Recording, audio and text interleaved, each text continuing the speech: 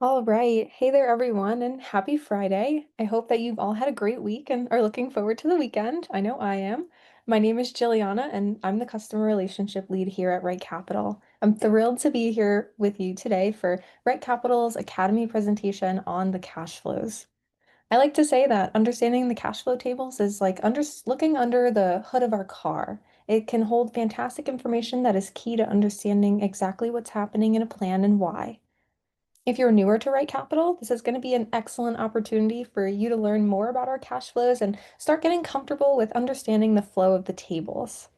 If you're more experienced with Right Capital, we're also going to be taking a look at generating cash flow reports, as well as reviewing key settings and features that can help take things to the next level in your presentations. There's a little something in here for everyone today, and I'm really excited to dive into this with all of you. Just before we dive in, however, some quick housekeeping notes. This webinar is recorded and we will send you a copy after it's completed. And then there is a Q&A function at the bottom of your screen. This webinar is interactive, so feel free to leave any questions you might have along the way in that Q&A box, and I'll be sure to cover as many as I can at the end of the webinar. Alrighty, so just to review our agenda here, we're going to start off with a quick view of the cash flows in a Right Capital plan. This entails looking at all of the different cash flow tabs and tables, as well as some of the key features to be mindful of. We'll then talk a little bit more about cash flow maps in particular and how you can best leverage those with your clients. Then we're going to dive a little deeper into how you can utilize return scenarios in your cash flows, as well as other settings that have an impact on the cash flows that you'll want to make sure you're aware of. And lastly, we'll take a look at customizing cash flow reports and some of the options that you have there. Let's dive into the plan. So today we're going to be looking at Allison and Frederick Whitmore, and I'm just going to take us through a quick look through of our blueprint in our profile section. This is going to give us a nice overview and get us acquainted with the clients we're looking at today. So Allison and Frederick are in their late 40s and they have a net worth of about 893,000. There are two children in the plan, Bella and Derek, and we are planning for them to go to college. Looking at our net worth section of the blueprint, we can take a look at the different assets and liabilities that the clients have. They have a primary and a rental home, as well as 401k accounts, Roth IRA accounts, and some investment accounts as well, and a mortgage in there. And then just looking at the goals, we can see the college goals start for both the children, Derek and Bella, in 2030, and those continue for the 4 years. And then we can see Frederick and Allison's retirement at about age 62 and 66. And then last but not least, we can also see their income, saving, and expenses. So we can see what they're making in their salary, Allison's and Frederick's salary, as well as any contributions to their retirement accounts. In this case, we have 401k contributions, taxable savings amounts, and a Roth IRA contribution. And then, of course, we can see any of their living expenses for pre-retirement and a medical cost in here as well. Now that we have a general understanding of who we're working with here, let's head over to our cash flows tab. Our cash flows can be found under this retirement tab along the top banner here, and then we will select our cash flows. You'll notice our cash flows are made up of 5 individual tabs: our maps, summary, net worth, invested assets, and accounts. The maps is our default landing page here within Right Capital. However, I know a lot of advisors like to see our summary tab show up first. We do have the control to reorder these tabs in the system, and I'll show you how to do that now. Just in case you wanted to reorder these tabs in any order, we can do that for our viewing pleasure and as well for client access as well.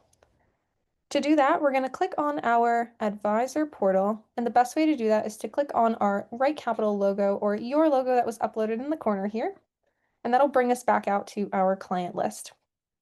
We're then going to find our client, and we're going to navigate to this Planning Access tab. In the Planning Access tab, we'll see a series of boxes that include all of the modules within Right Capital, and we're going to find our cash flows here. You'll notice the cash flows is underlined. That means we can click into it, and another drop down box is going to populate for us here. And then we have the different tabs of the cash flows that we were just looking at a moment ago. The options tab will populate if we have a stock plan entered in the system. So that's why we didn't see it because we don't have a stock plan in our plan today. But if you did have a stock plan entered, we would see that populate at the very end next to the accounts tab. In this case, if you hover your cursor over one of the tab titles, you'll see a series of 6 docs here, and we can drag and drop these around to change the order. There we go. So in this case, I'll drag our maps account, our maps tab to the very bottom here, and I'll click save. And then I'll make sure to click save at the bottom one more time just to make sure all those savings went through, and we'll open up the client plan again. And then heading back to retirement along the top to get back to our cash flows. We can now see our summary is the first tab that we're landing on, and our maps is at the end where we dragged it and in the planning access tab. Alrighty, so let's dive into the summary now that we're here. And we can see the summary tab really highlights the cash inflows and cash outflows for the client plan. Our formula for the cash flows is total inflows minus our total outflows equals our net flows column.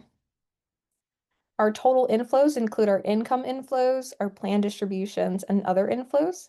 And you'll notice here that these column headers are underlined. A good indicator with RightCapital is if something's underlined, you typically can click on it to get some more information. So I'll click on the income inflows column, and we can see really what makes up that $183,000 figure. As we click further, we can see we have our salary and our Social Security. And for our purposes today, I'll click on salary, and then we can see both Allison and Frederick's salary broken out. And we can see that those two salaries together make up our $183,000 figure. As we click through the cash flows as well, we'll see a paper trail of the different tabs that we selected to get to where we are. So if we ever want to back out maybe one point, we can click on income inflows, and that'll bring us back to the full breakdown of the income inflows. And then to get back to the full summary, we can just click on the summary here. And that'll apply for all of the different underlined columns within the cash flows. Our other inflows is our rental income. As I mentioned, there is a rental property in the system here. And then we can do the same for our expenses. Our outflows are comprised of our expenses as well as our goals, tax payments, and plan savings. We can click into them. For example, if we wanted to see what made up that $28,000 housing expense, we can also click on that there, and we can see, what percentage of the housing goes to principal versus interest and property tax versus insurance and maintenance costs. And then we do see that paper trail up here again to get us back to the summary. Now that we've looked at our inflows and outflows, we get to our net flows column. So our net flows column either will have, if the inflows are higher than the outflows, we'll have some net flows. The positive value here represents what we're saving into the client's taxable investment account. So if we see a positive value, we did have a $10,000 taxable investment contribution earlier in the blueprint, and we're seeing that display here. And then if we look at 2030, we can see this negative value. This negative value represents that, hey, our outflows are higher than our inflows. We have a cash flow deficit. We don't have enough money in this year to cover all of the expenses that are occurring. The system by default will pull from our retirement accounts in the order of the withdrawal sequence. The withdrawal sequence is a setting I'll touch on a little bit later, but by default, the system's going to pull from our taxable accounts first, and then if the taxable accounts are depleted, it'll then tap into the tax-deferred accounts, and then finally the tax-free accounts. That's put into effect so that way we can help cover these cash flow deficits as we're going through the years of the plan. And then I also want to touch on our spend unsaved cash flows column here. This is due to our planning method. That's another setting I'll touch on a little bit later as well. This basically helps us control what are we doing with excess cash flow in the plan? If there's excess cash flow that's not being used towards expenses, goals, taxable savings, what are we doing with it? In this case, we're spending off that excess cash flow, and that's why we're seeing the spend unsaved cash flows here. And again, I'll touch on the setting that controls that a little bit later when we start talking about the settings. But Now that we've kind of gone over the structure of our summary, as we start looking through the different items that are occurring, we can really start to tell a story about this client picture. If we take a look to that year 2030 where that first negative net flow is, we can see there's a goal that really corresponds here of quite a hefty expense. We can click on this goal and see, oh, look at that. There's the education goal, and there's Derek and Bella's college costs as they start their college careers. If we back out to the summary, we can also pinpoint maybe when the clients are retiring, right? If we have a step down in their costs when they're retiring, if they're spending a little bit less in retirement, we can take a look at their expenses in 2039 and 2040.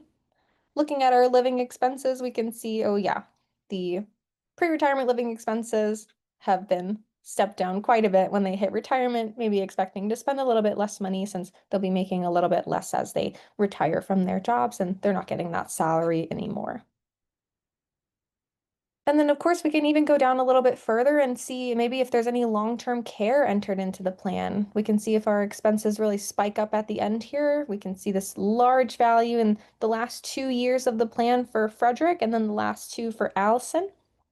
And we can see the negative net flows coming in here as this is a hefty expense that's really drawing the plan into a bit of a cash flow deficit, and our withdrawal sequences taking care of getting that cost covered. So like I said, we can really start to tell a picture of what's going on in a client plan as we get used to navigating these cash flow tables.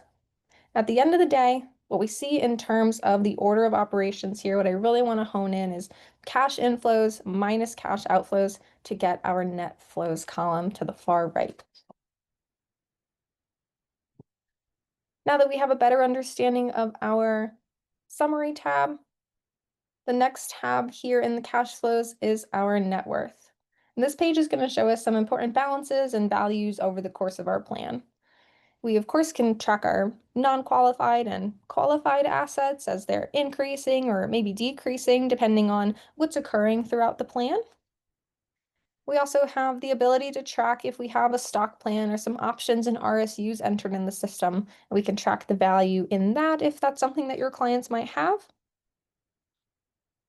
We also have the option to track primary, vacation, and investment properties within the system. So we can click on that, and if we have multiple properties, they'll be listed out here, and we can take a look at their value increasing or decreasing over the length of the plan.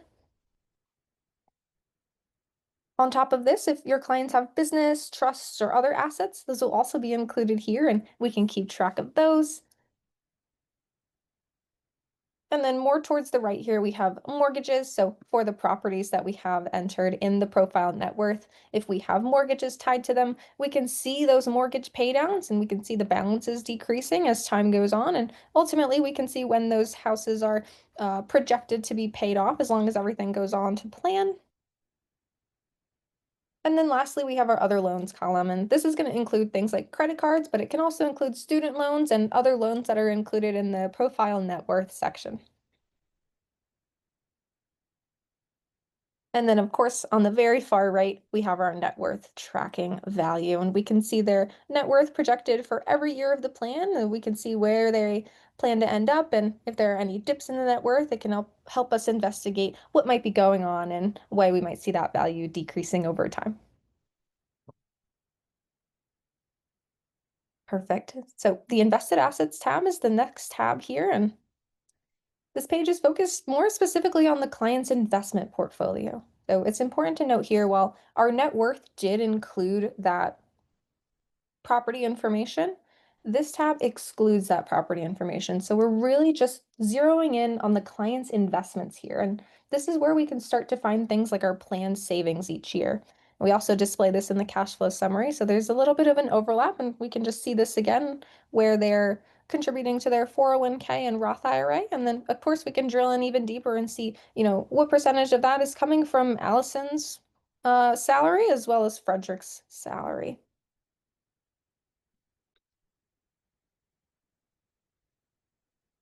Another unique thing about this tab is that this is where employer matches will show. Employer matches will not show in the summary, as the summary is really is really designated, excuse me, for the client-specific inflows and outflows. The employer matches are inflows coming from an outside source into the client plan. So we'll see those display in a different tab, which is our invested assets tab here. The plan distribution shows us anything that's maybe leaving our portfolio. In this case, we don't see anything really happening in this plan until the clients hit RMD age, right about 75. And then we can see our RMDs start to leave the plan once they get a little bit older. Our net cash flows tab is anything we're withdrawing due to cash flow needs or anything that's being saved and reinvested at the end of a particular year. So we can see that 10,000 of taxable savings in here. And then, of course, when the students hit college in 2030, like I was mentioning, we can see that negative net flow where we need to withdraw some items from our retirement accounts so we can fund that cash flow deficit. And then another unique column that we have here is our portfolio return. This column allows us to see the year-over-year return being generated by a client's investments. The numbers that we see here are values calculated from a combination of the client's specific asset allocation in tandem with your advisor-specific return assumptions. If you're ever curious where to find the asset allocation for your client plan, the easiest way to take a look at that is going to be with our investment tab along the top here, and then the very first asset allocation page that we land on. We'll see our client's current allocation display on the left-hand side here, and we can see for this plan we have about an 8.2% return. We can also click this drop down and look at the asset allocation for a specific retirement account if we wanted to hone in and maybe take a look at some differences between the different accounts that we might have. Alrighty, just wanted to highlight that since that's really where a lot of the information comes from to get our portfolio return column in our invested assets tab.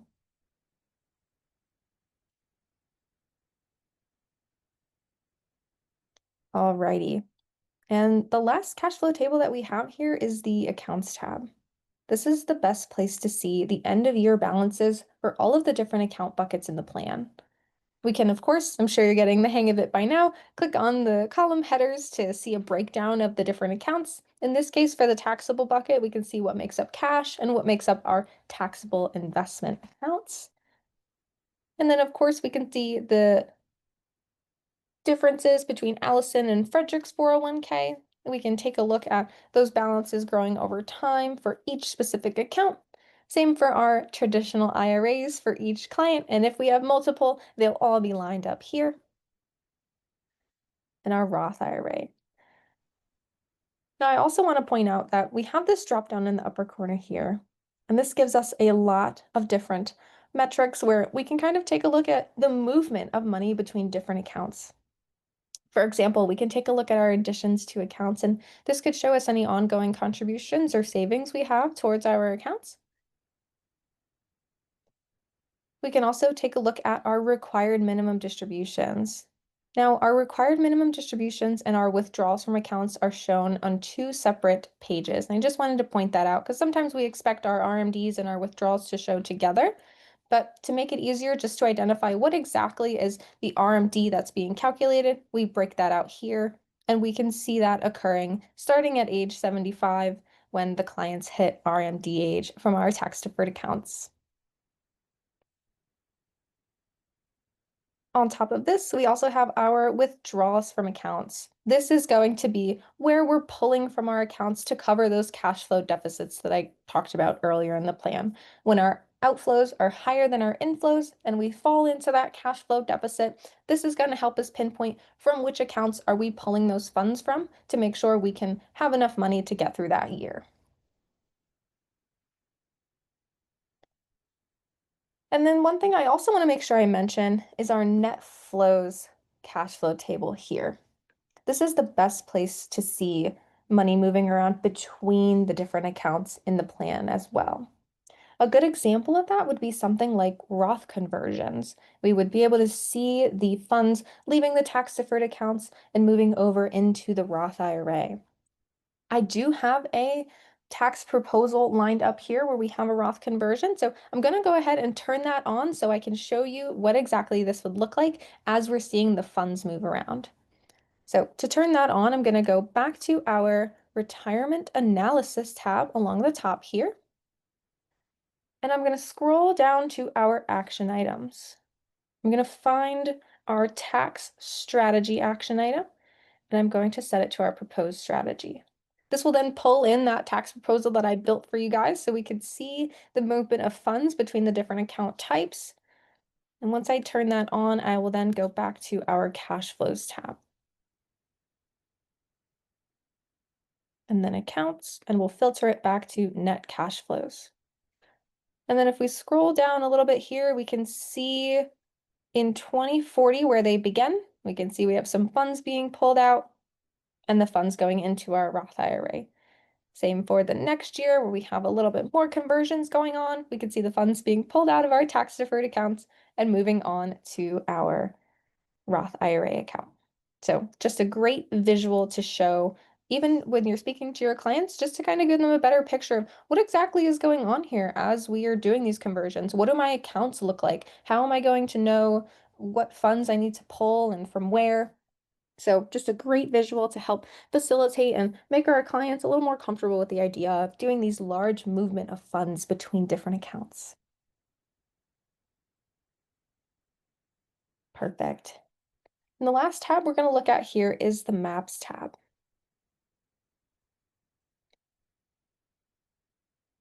The Maps tab is unique in that it adds a visual component to our cash flows. So the information that we see in these charts is going to mirror what we see back in the Summary tab.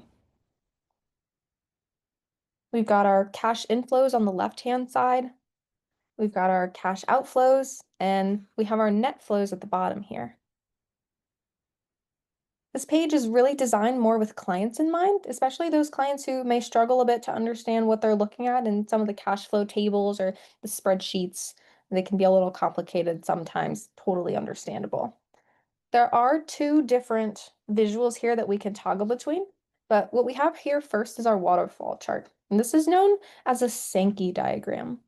And what this chart really excels at is visually demonstrating the relationship between two sets of complex values. In this case, it's the flow from one set of values to another, our inflows to our outflows, right? We have a timeline at the top of the chart, and each little line helps us indicate a different year within the plan. So we can look at 1 year at a time, similar to our summary tab, right? We can look at 1 year at a time. The nice thing about this feature is as we scroll through the different years, we highlight, there's a little pop-up here that lets us know the year the clients retire. So in this year, we have Frederick's retirement, and then right in the year after, we see Allison's retirement. And we can really see the income drop off here and that proportional value from our inflows that we have to our outflows. This is a great visual again because it really can help show the client what might be happening in the years as they're approaching retirement. Are there any gaps that we need to fill? Is there anything that we can do to increase our income? Do we have to maybe look at retiring a little bit later or filing for Social Security a little bit earlier so we can fill those gaps between when we retire and when we get that Social Security? Because if we look down at the bottom here, we can see our negative net flows are quite significant, and it might be hard to put that much of a stress on our retirement plans so early on in retirement. So it can really just help us facilitate a great conversation here with the clients just to give them a better idea of what really is going on in the plan and how can we change our plan and talk about our future in a way to make things more manageable for us. Another great example here is in 2030, right? That's the year that the students are starting their college career. And we can take a look and see that the clients are still both working, but we do have a bit of a cash flow deficit here that we might need to pay attention to. And what are we going to do in this case to plan for college? A great thing about this graph too is it is interactive like the other one. So for example, if we wanted to see specifically, which portion of this money is going to Derek versus Bella's college, we can take a look at that too. And housing costs, similar to our summary tab as well, we can click in and see all the different details of what makes up our principal, interest, and taxes, and insurance and maintenance information for our properties. So anytime you see something that is underlined in RightCapital, definitely click on it. There definitely can be more information hiding under the hood there. So a lot of value can be found here in terms of checking inputs and making sure that the client can really visualize the money that they're making and the money that they're spending.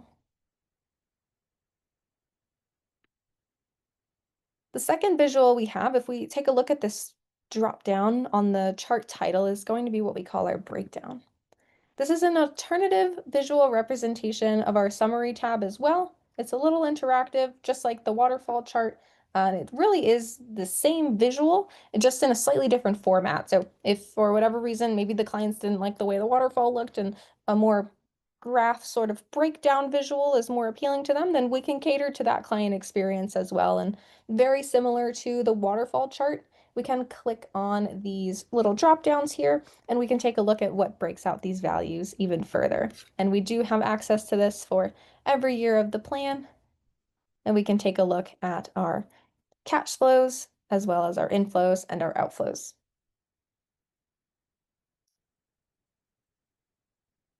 Alrighty, so that was a pretty good overview of looking at all of the different cash flow tabs in RightCapital. And the next thing I want to take some time talking about is going to be the settings that have an impact on our cash flows. Some of these settings are going to be more of a visual change, and then some of them are going to have a significant impact on how RightCapital calculates things. That being said, to access those settings to make changes, we're going to find our gear icon in the upper right corner, and then we're going to take a look at our settings. And we're going to stay specifically on our methodology settings tab here. The very first setting I want to cover today is going to be our planning method setting. And this is a setting I touched on a little bit earlier when we were talking about that spend unsaved cash flows column. Right now we're using our modified cash flow based setting, and that tells the system that anything in excess of what we're putting towards income, expenses, goals, or savings, anything excess of that, we're going to spend that off. If we click on our dropdown and we take a look at the other options here, we do have a cash flow based option. This tells the system that anything in excess, we're going to save into the taxable account. So it's really the opposite of our modified cash flow setting, where instead of spending everything, we're going to save it into the taxable account. I'm going to turn this setting on and I'm going to jump back into our cash flows just so I can show you the change that makes to our cash flow tab.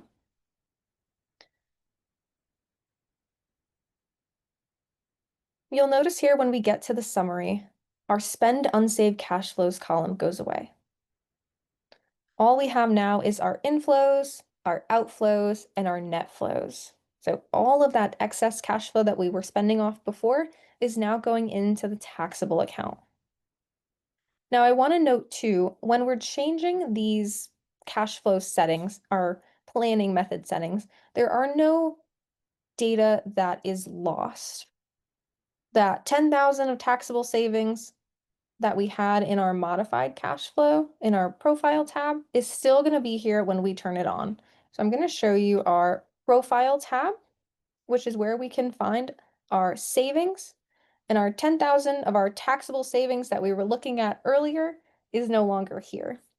But if I were to change our cash flows planning method back to modified cash flow based, and I go back to our savings tab, let me just refresh my screen to get this change here. We can then see our taxable savings card populate back up here. So don't worry about losing information as you're changing between these settings. If you want to play around with the setting and see what might work best for the client plan, we can do that without losing any data or impacting too much within the data entry that we've gone and taken so much time to complete.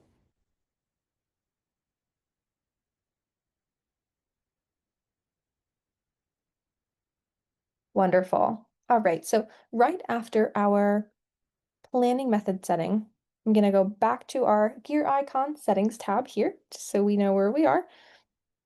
And we're going to take a look at the setting right underneath our planning method setting. This is our withdrawal sequence. I touched on this a little bit earlier too, and when our outflows are higher than our inflows, we're going to fall into a cash flow deficit. When we fall into a cash flow deficit, the system is going to automatically pull from our retirement accounts in the order of this withdrawal sequence. So it's going to touch the taxable account bucket first, and then once that's depleted, it'll pull from tax deferred, and then it'll pull from tax free. If for whatever reason we want to change the order of those withdrawals, we can drop this drop down here and take a look at the different options that we have. So we can pull from maybe our tax deferred accounts first or our tax free accounts first, depending on what might work for this client plan. Alternatively, we can take a pro rata approach and pull from all the accounts proportionately every year that we might need to.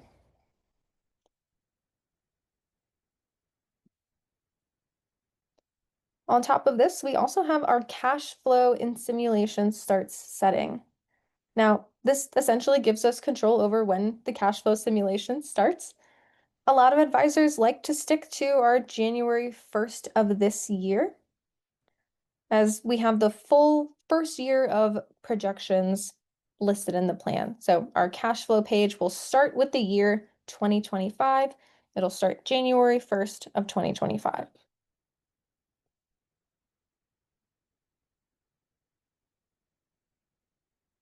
Now, if we were to make this setting for January 1st of next year, it can be useful to switch to that option maybe in the latter half of the calendar year. And the reason for that is, especially if you have client accounts linked within the profile section, if those accounts are feeding in current balances, whenever we use January 1st of this year, we are projecting a full year's worth of cash flow data. So a full year's worth of portfolio return in 2025. If we have current balances that are linked within the profile and updating automatically as we get closer to the end of the year, sometimes those savings and some of that portfolio return is already accounted for in the actual balances of their accounts. And in that sense, can cause one year to be slightly inflated in terms of that ending balance. So a lot of advisors will do this more towards the end of the year, and we can take a look when I refresh my screen here. We'll see our cash flow starts with 2026 as the first year. And then the last option we have here is our current month, which is our rolling 12-month setting. And this setting is a little bit different in that it will start the cash flow projection on the first date of the following month. And that will be the first year of our cash flow. So right now it's August 15th. So if I have this setting on, the start of our cash flow simulation will be September 1st of 2025, and it'll go till September 1st of 2026. And this is valuable because it most aligns with the current calendar date. And this is a great option for advisors who like to plan sort of around that type of planning philosophy. And we'll see that the first year of the cash flows is represented as 2026, and that's just saying the end year that rolling calendar ends as the first year that we're projecting out here. So lots of our settings in our methodology page will indirectly impact the cash flows as well. So if you aren't familiar with a lot of these settings, I definitely recommend taking some time to look over each of the settings. But for today, I just have a few more that are really specific to the cash flows in particular that I want to cover with you. Let's set this back to January 1st as well, just so we can. Alrighty, so as we scroll down a little bit here, we see some more options. The first setting I want to talk about is including our taxable savings in the planned savings column.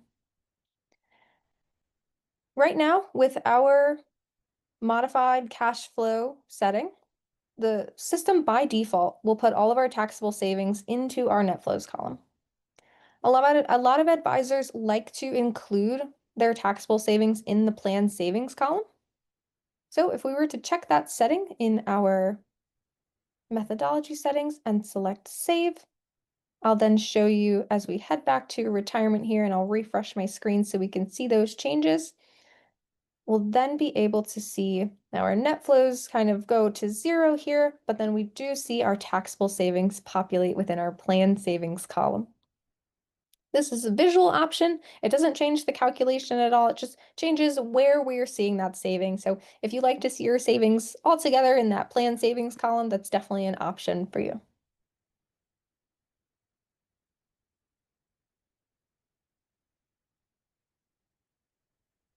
Alrighty, let me close this tab here. And then we also want to take a look at this setting. This is our allow display of scenario-specific cash flows. So by default, our cash flows are a straight line projection. They do not have any volatility factored in. They are just linear growth. They're not like our Monte Carlo, which does include all of that volatility. So our return scenarios are a great way to inject volatility into our cash flows and see what a client's plan might look like in a different context using a different sequence of returns. I'm going to turn on this setting and I'll show you what our cash flows looks like now with this option.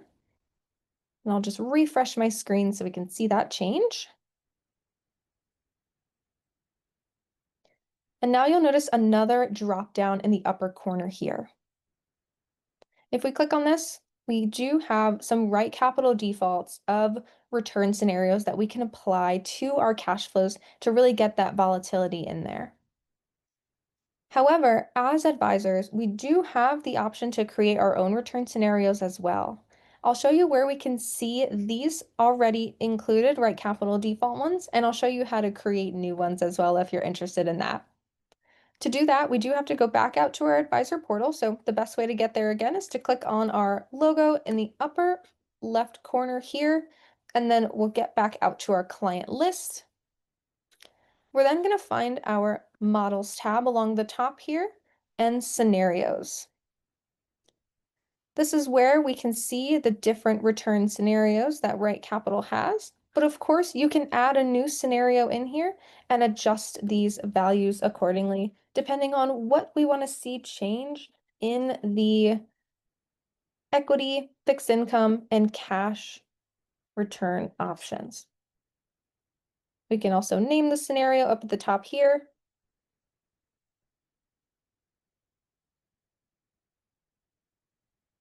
If we want to create, oops, I should probably click that checkbox here. Click this checkbox to make sure that gets saved, and then we can go in to our client plan again with our clients list and find Allison's plan. We'll open that back up and we'll head back over to our retirement cash flows. And then when we click on the drop down, we can now see the new scenario applied in here. We can take a look at the changes that might have within the system. And that'll apply to every tab within the cash flows. I think it might be most beneficial to see it in terms of our portfolio return column, which will really be affected by the different return scenarios that we apply to the plan. And we can take a look at the changes in those values as we play around with the different types of scenarios we could really model here. So you could get really granular in how detailed we want these return scenarios to be, and the more detail, the better.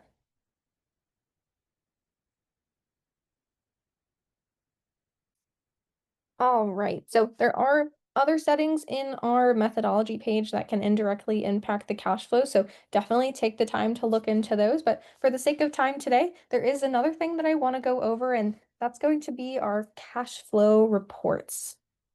We do have the option to generate deliverables in RightCapital for clients, and our cash flows are notorious for putting a lot of information into those reports, and sometimes it can be confusing. So I'll show you how to generate those and customize them to really tailor specifically what items we might want to see within our cash flow reports as we're providing deliverables for our clients.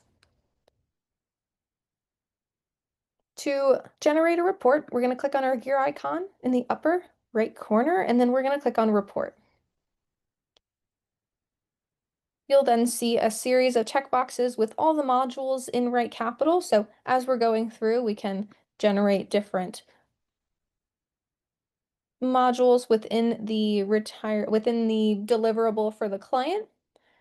In this case, since we talked about the cash flows today, I'm going to click on our cash flows under retirement, and you'll notice it's underlined. So following the theme of Right Capital, if something's underlined, there's typically more information. If I'm going to click on it, we'll see a drawer open up with all of the different tabs within the cash flows module specifically. So we really can get granular on what we want to show in our cash flow report for our clients. We have the tab headers here, maps, summary, net worth, invested assets, accounts, and options. So all of the items that we covered today. And then of course, if you only want to include maybe specific columns, if other inflows isn't relevant to the client plan, we do not have to include this in the report. Same thing for employer matches and other. If we don't want to include that column, we do not have to show that. So we really have the ability to get detailed in what we want to see here.